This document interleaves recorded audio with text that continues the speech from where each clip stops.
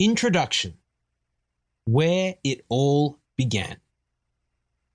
For anyone looking to achieve their lifelong dream to write a book and to tell your story, I highly recommend Inspirational Book Writers to bring your creation to life.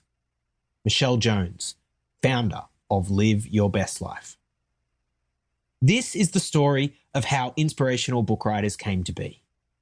It was the January of 2014 in Melbourne, Australia. I'd been in my own business, coaching, for about 2 years, having left my career as a lawyer back in 2011. I'd built up my client base and had one-on-one clients who were getting great results. But the thing was, I was looking around and asking myself, what is the next step? What's the next level? What will help me grow and expand in this industry? It was suggested to me that I write a book. The idea immediately resonated with me and rang true. I started looking around for ways to write the book.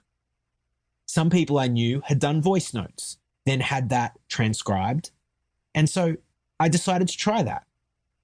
One afternoon, I dictated about 15,000 words, but to be honest, it came out a mess. Dictating the audio really didn't work for me because my ideas came out all jumbled. And when I received the transcription back, it required so much editing that it defeated the purpose. I felt really, really deflated. I started looking for other methods when I came across the Tim Ferriss book, The 4-Hour Workweek. In that book, he talks about Parkinson's law and the Pareto principle. The Pareto principle being that the task will grow or shrink depending on the time and space allocated for it. Or, said in another way, 80% of outcomes will come through 20% of inputs. So I thought to myself, what if I gave myself a week to write this book? The thing was, I was busy running my business, coaching clients, and I really didn't have those 3 or 6 months, as I mentioned, to go to Bali and sit and write my memoirs, even though I was really quite massively tempted. I could, however, spare a week. I decided I would give myself Monday to Friday and I would eliminate all distractions. My schedule was to go walking in the Melbourne Botanical Gardens from 8 a.m. to 4 p.m. each day. I took no food, no money, no phone, so I could purely focus on the writing. I also knew that the natural environment of the Botanical Gardens would work well for me, as I, like most people, do better in nature. Every morning I woke up, took out my notebook, started walking in the gardens, and when inspiration struck, I would write. I'd then get up, keep walking, and repeat. To my surprise, my first book was finished by Thursday.